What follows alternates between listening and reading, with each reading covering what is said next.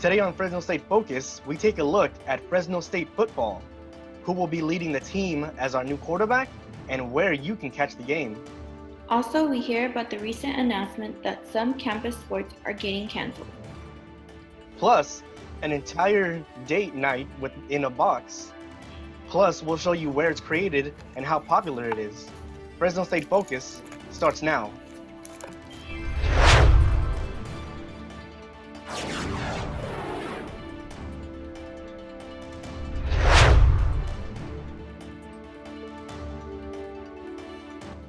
Hello and welcome to Fresno State Focus. I'm Jonathan Garcia Espinoza.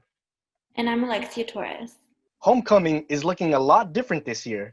Everything is online, but nevertheless, we can still feel the Bulldog spirit. We're really just encouraging everyone to partake when they can and to have fun with us and to celebrate being a Bulldog. The homecoming fun continues Friday with an Esports exhibition, as well as a Jog with the Dogs virtual 5K, and even more fun on Saturday with our homecoming football game against Hawaii at 5. For more information on homecoming, visit at FS Homecoming on Instagram.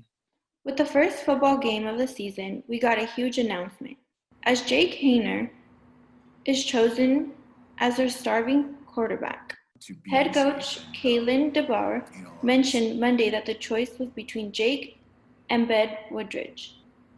Execution they've had has been amazing, but yeah, you got to decide on one. And right now, we feel like Jake gives us the best chance for us to reach our full potential as a football team, as an offense. Saturday's game against the Hawaii Rainbow Warriors will air at 4:30 p.m. on KCE 24. As we excitedly say hello to football, we regretfully say goodbye to some other Fresno State sports. Wrestling, men's tennis, and lacrosse are all being cut. Continue the flow of just tranquility between our teams, because the ultimate goal is for all of the student athletes to band together, feel like a family, and push each other to become the best that we can possibly be in every aspect of life. For more information or to watch the full interview about the defunding of these teams or to sign the petition to save them, go to FresnoStateFocus.com. One Fresno State sport isn't really affected by the pandemic, probably because their sport is entirely virtual. Fresno State sports have been hit hard this year. The fear of catching the coronavirus while in a game still lingers on everyone's mind. But some athletes really aren't worrying about that. The nice thing about esports is, you could do everything virtually. Eric Lenargan is Fresno State's esports Rocket League coach and feels like they can still manage during these hard times. It's an inconvenience, but it's nothing that esports can overcome. Like I said, just at the foundation of it, we can all play from our computers.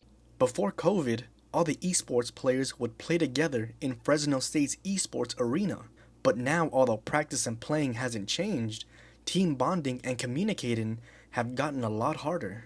But I could definitely see how difficult it is to kind of grow with a new teammate that you haven't ever met before in real life. Even though it is virtual and you can still talk to them, there is some disconnect there. While these players would love to be back in the arena playing together and celebrating a win in person, just like all sports, they're going to have to wait until it's safe enough to come back on campus. But in the meantime, these Fresno State athletes are doing their best to stay focused virtually while remembering their love for the game. To kind of prevent burnout, we try to take our team bonding time to play a different game and kind of relax and kind of regather and remember why we play video games. We play video games to have fun, first and foremost. In a sport where everything is already virtual, communicating and team bonding will be a problem because of the pandemic. But this team knows it's fortunate to still get to play and to compete.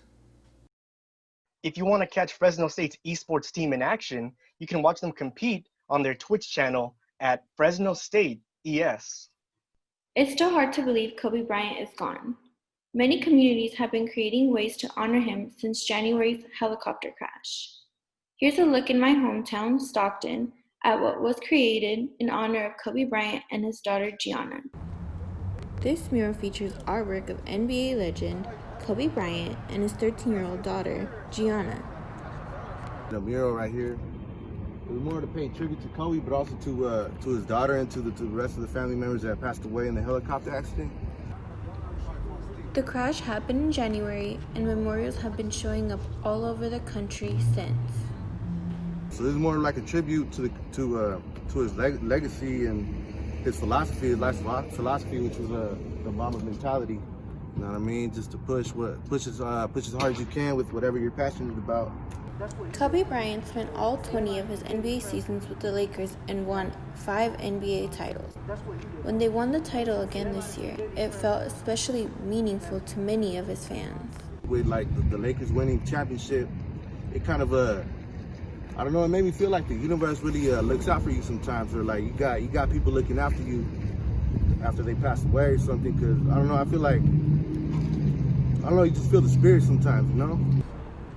If you would like to visit the mural in person, you can find it near American Street and Minor Avenue. This year's championship win was so meaningful for the Lakers because of the loss of Kobe Bryant and his daughter. Bryant spent 20 NBA seasons with the Lakers, winning 5 NBA titles. Coming up on Fresno State Focus, we take a look at the virtual services offered by your campus health center. Also, we will see what it's like learning from home and some anxiety students are going through. Coming up on your Focus on Weather, I'll let you know which days are going to be the coolest this week and if we're really ready for sweater weather. Success. At Fresno State, it's no secret. It's discovering new ways to change our world. It's creating opportunities as diverse as our community itself. It's in the distinction of our graduates as they lead us into the future. Success is no secret at Fresno State. It's our mission.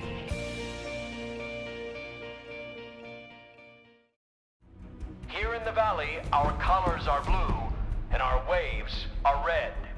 Bulldog born and bulldog bred. Generations linked forever by traditions that have stood the test of time. Inside our stadiums, we are one. This is our valley, and this year, we're doing it for you. I got the bulldog spirit up in my head. Up in my head. Up in my head. I got that bulldog spirit. Up in my head. Up in my head to stay. I got that bulldog spirit. Deep in my heart. Deep in my heart. Deep in my heart. Got that bulldog spirit. Deep in my heart. Deep in my heart to stay. I got that bulldog spirit. Down in my toes. Down in my toes. Down in my toes. I got that bulldog spirit. Down in my toes. Hey. Down in my toes to stay. I got that bulldog spirit. Up in my head. Deep in my heart. Down in my toes. I got that bulldog spirit. All over me. All over me to stay. I got that bulldog spirit. Deep in my heart. Deep in my heart. Deep in my heart. I got that bulldog spirit. Over 6,700 firefighters are still on the front lines of 20 wildfires in California. 12 of them are considered major. CAL FIRE says there was no overnight growth in the nearby creek fire burning in Fresno and Madera counties. There was some footage from when the fire was at its peak.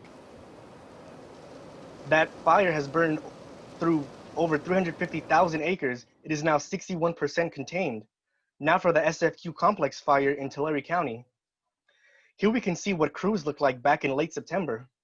It is burning just 3 miles east of the giant Sequoia National Monument. The fire has burned over 168,000 acres, but is now 73% contained. Cooling weather tomorrow into the weekend is welcome news for the fire crews and to help clear the smoky air. With a look at those cooling temperatures, here's Ana Cruz Lopez with our Focus on Weather. I'm Ana Cruz Lopez with your Focus on Weather. Let's begin with these beauty shots taken in the city of San Joaquin. We love to see clear blue skies, however, the air quality warning remains in effect. Slight breezes help us cool off, the leaves on the trees are changing colors, These are signs of fall, and they make us very excited. The Bay Area was issued a red flag warning that ends Friday at 8 in the morning. They are experiencing strong winds, and with dry conditions, this is very dangerous. If a fire were to start, the wind would cause the fire to spread very quickly. On the national satellite map, Hurricane Epsilon is traveling along the Atlantic Ocean. Luckily, the hurricane won't hit the U.S. The greenish-bluish areas in the northeast and in states like Florida are experiencing rain. On the west coast, there is no sign of precipitation, so no rain yet. On the regional map, the temperatures are higher than normal. We still have smoke, but with the jet streams coming our way, the temperatures will drop and the smoke will be pushed into the mountains. For the air quality, you can see the majority of the Central Valley yellow. The air quality for these counties are moderate. Kern County is orange. This means it's unhealthy for sensitive groups, so it is best to stay indoors. Now for our extended outlook. Our forecast starts with warm weather at 83, but we will cool off later in the week. We'll be having clear skies, and on Sunday we're down to 68. I'm ready for a long sleeve, maybe even a sweater. The temperature does rise a little after, but look at the lows. From today at 58 to 47 on Tuesday. So we'll be having chilly mornings. And that's your focus on weather. The Fresno State Mobile Unit is on the move. The service provides free flu shots, cholesterol tests, and diabetes screening, even diet advising. It is run by Fresno State nursing students and Associate Professor Kathleen Rindle. The focus is on rural areas with harder to access healthcare. At an October 15th event, UCSF was there providing free COVID testing. A lot of the doctors are actually doing telehealth or telemedicine, so they're not actually seeing their primary doctors. So getting your preventative care like the flu vaccine, or even just coming out with where UCSF's out to do the COVID testing, is huge because they're not going to have access to it otherwise. The service helps train nurses in the communities where their patients live. Information on future stops is posted on the Fresno State College of Health and Human Services website. One of the most valuable parts of counseling is that face-to-face interaction. While that is not possible right now because of COVID-19, Fresno State is taking its counseling services virtual. Jamal Ahmed shows us what the Fresno State Health Center is doing to help students stay connected. This office is where students at Fresno State used to go for counseling services. Now, this is where they go, their computers. Malia Sherman is the director of the Counseling and Psychological Services at the university. She says that because of COVID-19 and students being so alone at home, more students are taking part in group counseling. We have, and that seems to be a trend that's happening at lots of universities, not just ours, but group participation has definitely increased. Joseph Alambri, a freshman at Fresno State, has always met with counselors face-to-face. He says his first virtual meeting was different. Actually pretty weird because what was it? I'm used to having face-to-face counseling appointments, and like having a virtual is kind of odd, kind of like different, but better than nothing. Like most college students, Joseph is having to shuffle school and work. Kind of juggling the two, and there's a lot of stress between the two. But like having someone that I can talk to about that stress kind of releases that stress a bit. Josie Rangel runs the Let's Talk program at Fresno State. It's a counseling program that is totally confidential and virtual to students. She says that most of the students that join Let's Talk say they are feeling lonely. You know, one student said that he never thought he would miss being on campus as much as he does. Being able to be in an environment shared by like-minded people who are all motivated, goal-oriented. Showing that even through great times of isolation, there are always positive ways to connect. You just need to reach out, and there are quite a few people at Fresno State who can help. In Fresno, Jamal Ahmed, Fresno State Focus. If you would like to contact a counselor, just go to Fresno State Student Health and Counseling Center. Adapting to online learning can affect the student's mental health. It can increase anxiety for young students especially. Ana Cruz Lopez shows us how some students feel and how you can help them. Learning from home may increase anxiety in young students. Rocio Mejia is a 7th grader at San Joaquin Elementary School. She's always been a shy person, and when she's in class, she does not turn on her camera. I don't like having it on because I'm like shy and I feel uncomfortable showing my face when like nobody else does in the class. Rocio's younger brother skipped class to avoid feeling nervous and overwhelmed. He said that he was very, very nervous and he didn't like want to go because of that.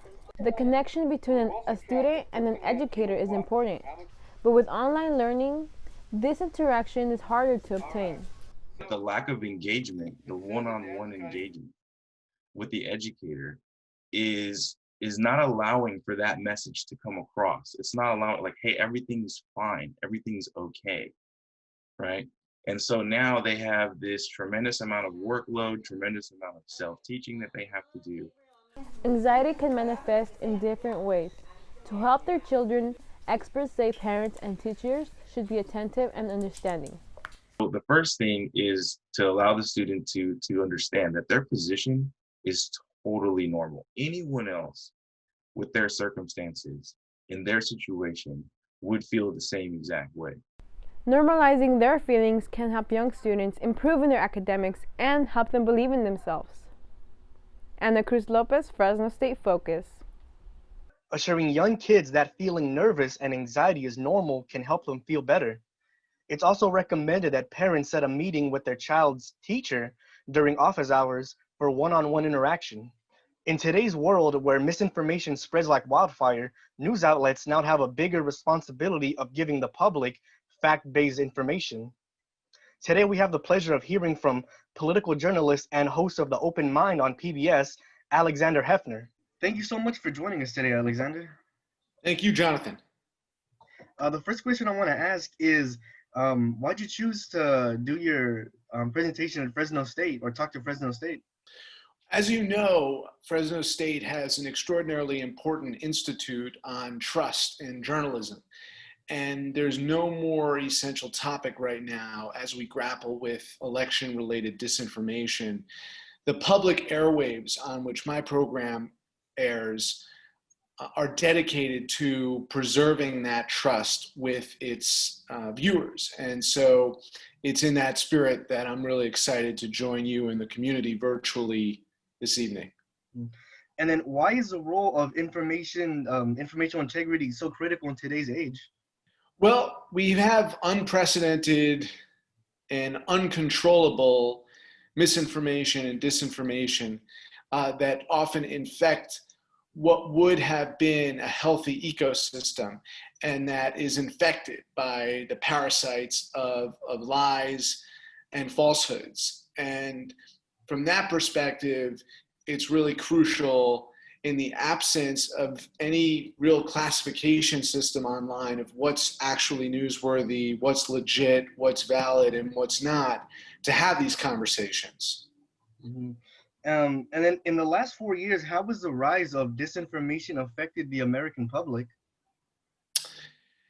I think disinformation intends to stymie public knowledge and the ability of the public to have informed consensus and to participate fruitfully in the democratic process.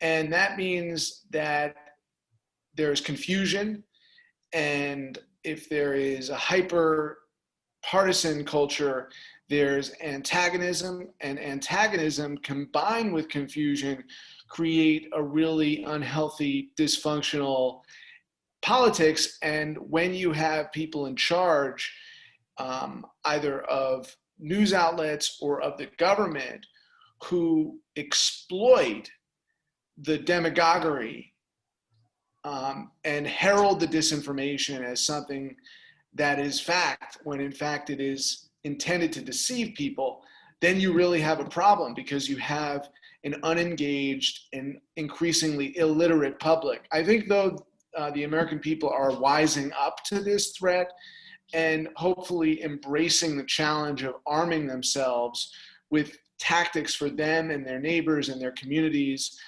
to ensure that they do stay informed. Mm-hmm. And then how can, with the election coming up, how can we kind of correct the spread of disinformation for years to come?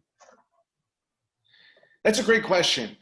For years to come is an analysis that we have to actively do every day, because we have to protect information access and integrity every day. But we also have to have our eye on that ball for the future.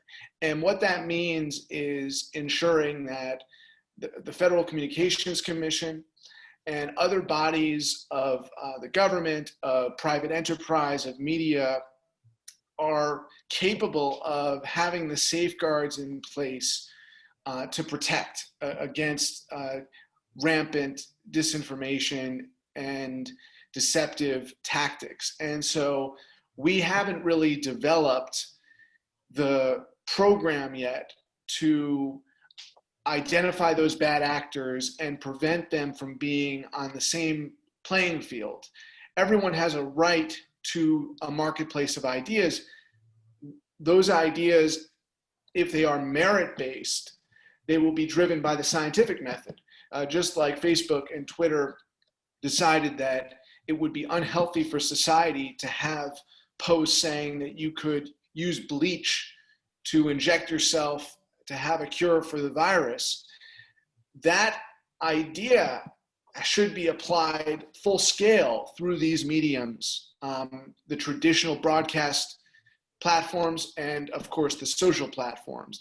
Until there is that scheme or system or rules of the road, we're not going to have a years-long vision, but we need to have one. Thank you so much. We've been speaking with Alexander Hefner, PBS's The Open Mind host and political journalist. Once again, thank you so much, Alexander. Thank you. The Career and Development Center may have held their final job and internship fair for the fall 2020 semester yesterday, but students can still access many resources and look for work by going to their Hire Fresno State account. To log in, simply sign in through your Fresno State portal.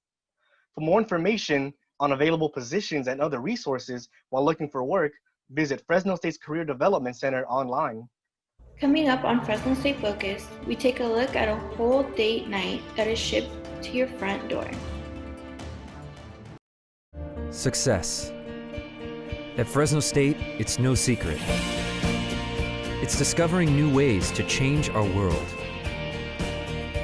It's creating opportunities as diverse as our community itself. It's in the distinction of our graduates as they lead us into the future.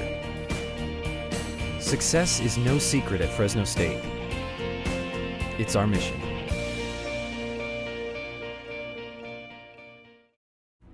Here in the valley, our colors are blue and our waves are red. Bulldog born and bulldog bred. Generations linked forever by traditions that have stood the test of time. Inside our stadiums, we are one. This is our valley, and this year, we're doing it for you. One shop owner in Old Town Clovis is in the works of rebuilding and reopening after her store was the target of a hate crime. Samantha Cortez has more for us from Old Town Clovis. Back in late September, this store looked completely different inside and out. Vandals broke into the store, stealing and destroying all of the products sold here, writing racial slurs on the walls, floors, and door. Chanel Wapner came to work to find that she was the victim of a hate crime. Fast forward to present day, and Wapner is only a few weeks away from reopening and is eager to get back to business. This unfortunate incident doesn't define me, and it doesn't define this company, and it doesn't define this community. So I'm really excited about that. I'm empowered by that. Not excited, I'm empowered by it. After her business and race were attacked, Wapner received an abundance of support both online and in person. It was more that every person that came in was giving me support, whether it was hugs, whether it was money, whether it was flowers, whether it was cards, whether it was just prayer. That was empowering to me. That's how it's supposed to be, so that just made this incident the power of it began to weaken for me. While Wapner initially declined a GoFundMe fundraising effort, Clovis City Councilman Bob Whalen set up one on behalf of her store, and the page has earned over $30,000. All of which was donated back into Old Town's organizations for its local businesses. Chanel donated all the GoFundMe money back into the community because she says keeping all of the stores in Old Town alive and thriving is important to her. I'm showing them with their supporting me, they're helping me support us. And it's not just about me, it's about all the local businesses in Clovis, Old Town Clovis. That's important to me, and I just want to make sure that we all stay here. They've been here forever. I want to be one of those who've been here forevers. As we get closer to the store's reopening, Wapner says there will also be a block party. She's excited to celebrate with everyone who's supported her throughout this. To stay in the loop with all the important dates and announcements about Wapner's reopen, check out FresnoStateFocus.com. Samantha Cortez with Fresno State Focus. That is one strong woman.